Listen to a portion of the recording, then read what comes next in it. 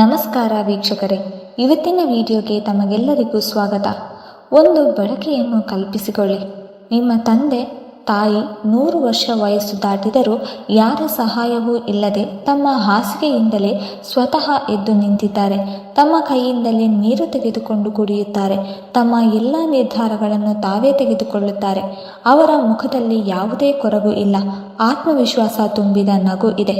ಅಲ್ಲಿ ಆಸ್ಪತ್ರೆಯ ವಾಸನೆ ಇಲ್ಲ, ಆಕ್ಸಿಜನ್ ಸಿಲಿಂಡರ್ ಶಬ್ದ ಇಲ್ಲ. ಹಾಸಿಗೆಯ ಮೇಲೆ ಅಸಹಾಯಕರಾಗಿ ಮಲಗಿರುವ ವ್ಯಕ್ತಿಯ ಕಣ್ಣುಗಳಲ್ಲಿ ನೋವೂ ಇಲ್ಲ. ಈ ದೃಶ್ಯ ಎಷ್ಟು ಸುಂದರವಾಗಿದೆಯೋ ಅಷ್ಟೇ ಇದು ನಮ್ಮ ಮುಂದೆ ಒಂದು ದೊಡ್ಡ ಪ್ರಶ್ನೆಯನ್ನು ತರುತ್ತದೆ. ಯಾಕೆ ನಿಜ ಜೀವನದಲ್ಲಿ ಹೆಚ್ಚಿನ ಕುಟುಂಬಗಳಲ್ಲಿ ಈ ರೀತಿಯ ದೃಶ್ಯ ಕಾಣಿಸುವುದಿಲ್ಲ? ಇದರ ಉತ್ತರ ವಯಸ್ಸಿನಲ್ಲಿ ಇಲ್ಲ, ಜೀವನ ಶೈಲಿಯಲ್ಲಿ ಇದೆ. ನಾವು ನಿಧಾನವಾಗಿ ನಮ್ಮ ದೇಹವನ್ನು ದುರ್ಬಲಗೊಳಿಸುವಂತಹ ಅಭ್ಯಾಸಗಳನ್ನು ಜೀವನದ ಭಾಗವಾಗಿಸಿಕೊಂಡಿದ್ದೇವೆ. ನಾವು ಸುಲಭ ಜೀವನವನ್ನು ಆರಿಸಿಕೊಂಡಿದ್ದೇವೆ, ಆದರೆ ಆರೋಗ್ಯಕರ ಜೀವನವನ್ನು ಅಲ್ಲ. ದೇಹವನ್ನು ಬಳಸದೇ ಇರುವುದು, ಮನಸ್ಸಿಗೆ ವಿಶ್ರಾಂತಿ ಕೊಡದೇ ಇರುವುದು, ಹೊಟ್ಟೆಗೆ ಬೇಕಾದದ್ದನ್ನು ಅಲ್ಲ, ನಾಲಿಗೆಗೆ ಇಷ್ಟವಾದದ್ದನ್ನು ತಿನ್ನುವುದು, ಇವೆಲ್ಲವೂ ನಿಧಾನವಾಗಿ ದೇಹವನ್ನು ಒಳಗಿನಿಂದ ದುರ್ಬಲಗೊಳಿಸುತ್ತದೆ. ಈ ಒಂದು ಸತ್ಯವನ್ನು ಸದಾ ನೆನಪಿನಲ್ಲಿ ಇಟ್ಟುಕೊಳ್ಳಿ. ವೃದ್ಧಾಪ್ಯ ಒಂದು ದಿನದಲ್ಲಿ ಬರುವುದಿಲ್ಲ, ಅದು ಪ್ರತಿದಿನ ನಾವು ಮಾಡುವ ಸಣ್ಣ ಸಣ್ಣ ತಪ್ಪುಗಳ ಫಲ. ನಾವು ಇಂದು ಹೇಗೆ ಬದುಕುತ್ತೇವೋ ನಾಳೆ ನಮ್ಮ ವೃದ್ಧಾಪ್ಯ ಅದೇ ರೀತಿ ಕಾಣುತ್ತದೆ. ಆರೋಗ್ಯಕರ ವೃದ್ಧಾಪ್ಯ ಅದೃಷ್ಟದಿಂದ ಸಿಗುವುದಿಲ್ಲ, ಅದು ಜೀವನ ಪೂರ್ತಿ ಮಾಡಿದ ಸರಿಯಾದ ಅಭ್ಯಾಸಗಳ ಫಲ. ಆದ್ದರಿಂದ ಪ್ರಶ್ನೆ ನಾವು ಎಷ್ಟು ವರ್ಷ ಬದುಕುತ್ತೇವೆ ಎಂಬುವುದಲ್ಲ. ನಿಜವಾದ ಪ್ರಶ್ನೆ ನಾವು ಬದುಕುವ ವರ್ಷಗಳಲ್ಲಿ ಎಷ್ಟು ವರ್ಷ ನಾವು ನಮ್ಮ ಕಾಲಿನ ಮೇಲೆ ನಿಂತು ನಮ್ಮ ಇಷ್ಟದ ಜೀವನವನ್ನು ಬದುಕುತ್ತೇವೆ ಎಂಬುವುದು. ಇದೇ ಯೋಚನೆ ನಮ್ಮ ಜೀವನವನ್ನು ಬದಲಾಯಿಸಬಲ್ಲದು. ಇಂದು ಹೆಚ್ಚಿನ ಜನರು 50 ವರ್ಷ ದಾಟಿದ ನಂತರವೇ ದೇಹ ದುರ್ಬಲವಾಗಲು ಶುರುವಾಗುತ್ತದೆ. ಬೆಳಿಗ್ಗೆ ಎದ್ದು ನಿಂತರೂ ದೇಹದಲ್ಲಿ ಚೈತನ್ಯ ಇರುವುದಿಲ್ಲ. ಸ್ವಲ್ಪ ನಡೆದರೂ ಉಸಿರಾಟ ಜಾಸ್ತಿಯಾಗುತ್ತದೆ. ಮೆಟ್ಟಿಲು ಹತ್ತಿದರೆ ದಣಿವು ಬರುತ್ತದೆ. ನಿಧಾನವಾಗಿ ಔಷಧಿಗಳು ಜೀವನದ ಭಾಗವಾಗುತ್ತದೆ. ಇದು ವಯಸ್ಸಿನ ಕಾರಣದಿಂದ ಮಾತ್ರವಲ್ಲ, ನಮ್ಮ ಪ್ರತಿದಿನದ ಸಣ್ಣ ಸಣ್ಣ ತಪ್ಪು ಅಭ್ಯಾಸಗಳ ಪರಿಣಾಮ ಇದು. ನಾವು ಗಮನ ಕೊಡದ ಆ ಅಭ್ಯಾಸಗಳು ನಮ್ಮ ಜೀವನದ ವರ್ಷಗಳನ್ನು ನಿಧಾನವಾಗಿ ಕಡಿಮೆ ಮಾಡುತ್ತದೆ. ಸ್ನೇಹಿತರೆ, ವಿಜ್ಞಾನ ಹೇಳುವ ಪ್ರಕಾರ ಮಾನವ ದೇಹವನ್ನು 100 ವರ್ಷಗಳವರೆಗೆ ಚೆನ್ನಾಗಿ ಕೆಲಸ ಮಾಡುವಂತೆ ನಿರ್ಮಿಸಲಾಗಿದೆ. ಆದರೆ ನಾವು ನಮ್ಮ ಜೀವನ ಶೈಲಿಯಿಂದಲೇ ದೇಹವನ್ನು ಬೇಗ ಹಾಳು ಮಾಡುತ್ತಿದ್ದೇವೆ. ತಪ್ಪಾದ ಆಹಾರ ಪದ್ಧತಿ, ತಪ್ಪಾದ ನಿದ್ರೆಯ ಸಮಯ, ವ್ಯಾಯಾಮದ ಕೊರತೆ ಮತ್ತು ನಿರಂತರ ಮಾನಸಿಕ ಒತ್ತಡ, ಈ 4 ಕಾರಣಗಳು ದೇಹವನ್ನು ನಿಧಾನವಾಗಿ ಒಳಗಿನಿಂದ ಹಾಳು ಮಾಡುತ್ತದೆ.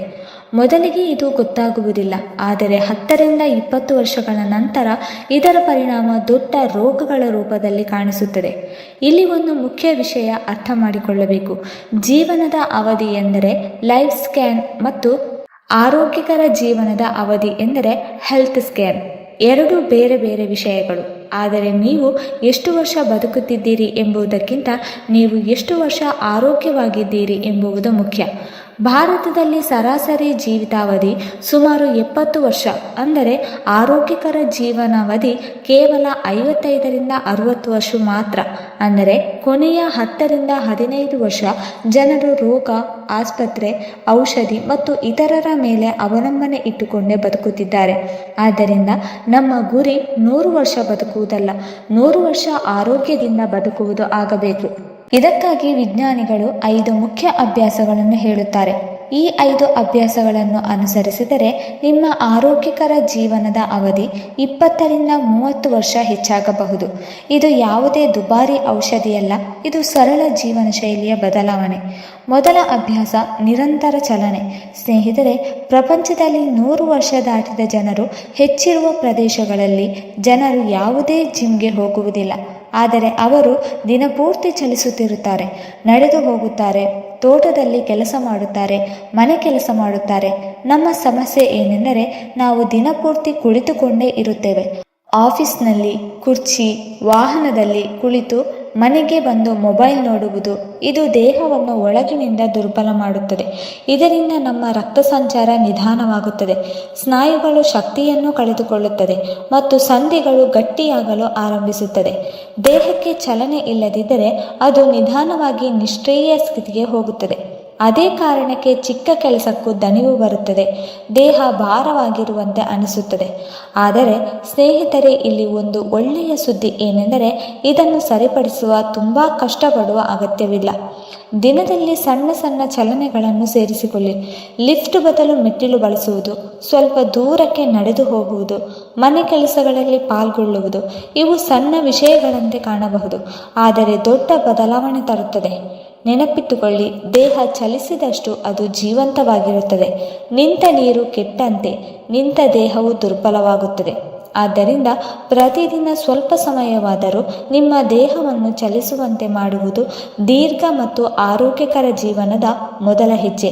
ನೀವು ಪ್ರತಿದಿನ ಕನಿಷ್ಠ 7,000 ಹೆಜ್ಜೆ ನಡೆದರೆ ದೇಹದಲ್ಲಿ ರಕ್ತ ಸಂಚಾರ ಸರಿಯಾಗಿರುತ್ತದೆ, ಮೆದುಳಿಗೆ ಆಮ್ಲಜನಕ ಸರಿಯಾಗಿ ಹೋಗುತ್ತದೆ, ಸಂಧಿಗಳು ಗಟ್ಟಿಯಾಗಿರುವುದಿಲ್ಲ, ಸ್ನಾಯುಗಳು ದುರ್ಬಲವಾಗಿರುವುದಿಲ್ಲ.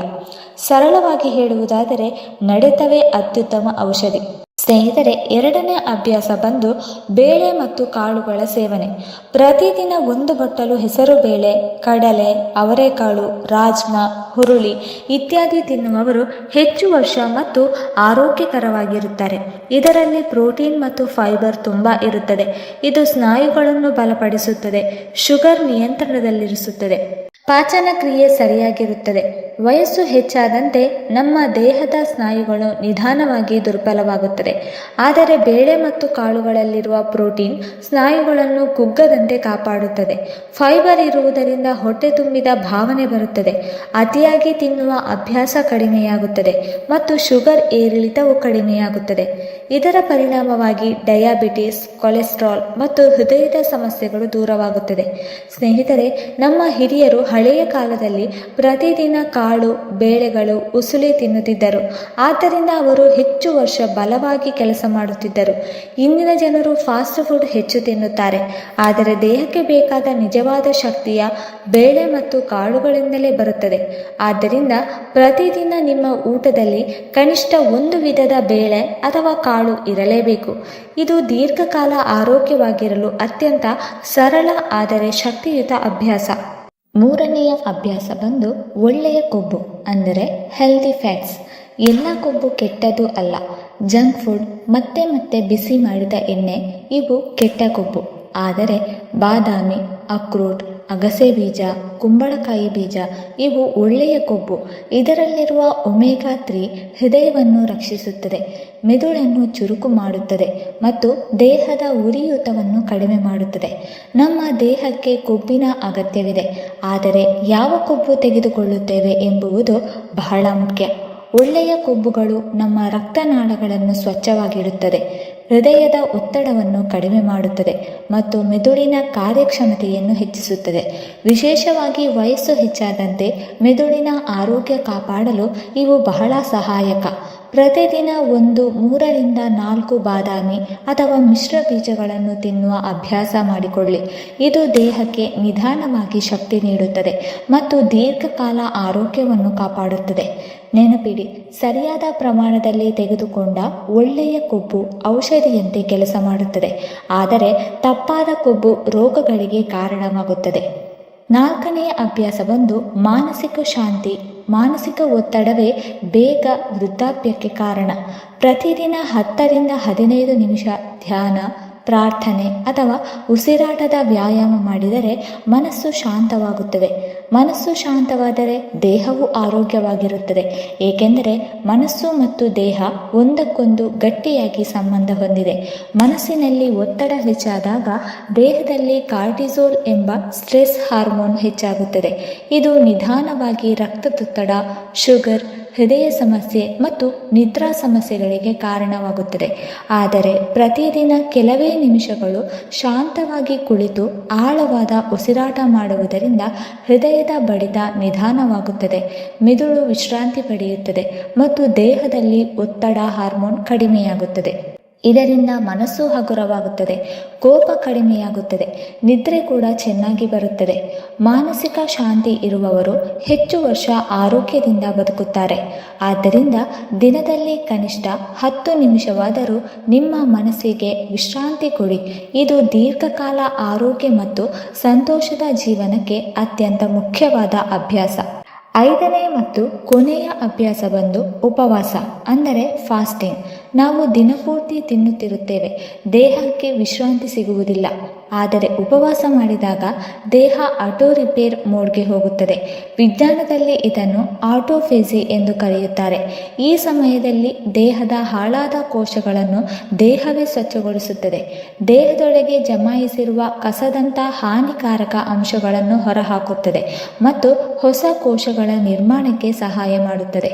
ಉಪವಾಸ ಎಂದರೆ ಸಂಪೂರ್ಣವಾಗಿ ಹಸಿವಿನಿಂದ ಕಷ್ಟಪಡುವುದು ಅಲ್ಲ. ಸರಿಯಾದ ರೀತಿಯಲ್ಲಿ ಮಾಡಿದ ಉಪವಾಸ ದೇಹಕ್ಕೆ ವಿಶ್ರಾಂತಿ ಕೊಡುವಂಥದ್ದು. ಉದಾಹರಣೆಗೆ, ರಾತ್ರಿ ಊಟ ಮಾಡಿದ ನಂತರ 12ರಿಂದ 14 ಗಂಟೆಗಳವರೆಗೆ ಏನೂ ತಿನ್ನದೇ ಇದ್ದರೆ ಅದು ಸಹ ಒಂದು ರೀತಿಯ ಉಪವಾಸವೇ ಆಗುತ್ತದೆ. ಈ ಸಮಯದಲ್ಲಿ ದೇಹ ಜೀರ್ಣಕ್ರಿಯೆಯಲ್ಲಿ ಕೆಲಸ ಮಾಡುವುದಕ್ಕಿಂತ ದೇಹದ ಒಳಗಿನ ದುರಸ್ತಿ ಕೆಲಸವನ್ನು ಮಾಡುತ್ತದೆ. ನಿಯಮಿತವಾಗಿ ವಾರದಲ್ಲಿ 1 ಬಾರಿ ಅಥವಾ ದಿನದಲ್ಲಿ ಕೆಲವು ಗಂಟೆಗಳ ಉಪವಾಸ ಮಾಡುವ ಅಭ್ಯಾಸ ಮಾಡಿದರೆ ಶುಗರ್ ನಿಯಂತ್ರಣದಲ್ಲಿರುತ್ತದೆ, ತೂಕ ಕಡಿಮೆಯಾಗುತ್ತದೆ, ದೇಹ ಕೂಡ ಹಗುರವಾಗುತ್ತದೆ ಮತ್ತು ದೀರ್ಘಕಾಲ ಆರೋಗ್ಯ ಕಾಪಾಡಿಕೊಳ್ಳಬಹುದು. ಸರಿಯಾಗಿ ಮಾಡಿದ ಉಪವಾಸ ದೇಹಕ್ಕೆ ಶಿಕ್ಷೆ ಅಲ್ಲ, ಅದು ದೇಹಕ್ಕೆ ಕೊಡುವ ವಿಶ್ರಾಂತಿ. ಇದು ದೀರ್ಘ ಮತ್ತು ಆರೋಗ್ಯಕರ ಜೀವನಕ್ಕೆ ಬಹಳ ಮಹತ್ವದ ಅಭ್ಯಾಸ. ವೀಕ್ಷಕರೇ, ಇಂದಿನ ಈ ಮಾಹಿತಿ ನಿಮಗೆ ಇಷ್ಟವಾಗಿದ್ದರೆ ದಯವಿಟ್ಟು ಲೈಕ್ ಮಾಡಿ, ಶೇರ್ ಮಾಡಿ ಮತ್ತು ಕಮೆಂಟ್ ಮಾಡಿ. ಹಾಗೆ ಮುಂದಿನ ವಿಡಿಯೋಸ್ಗಳಿಗಾಗಿ ನಮ್ಮ ಚಾನಲನ್ನು ಸಬ್ಸ್ಕ್ರೈಬ್ ಮಾಡಿಕೊಳ್ಳಿ. ಧನ್ಯವಾದಗಳು.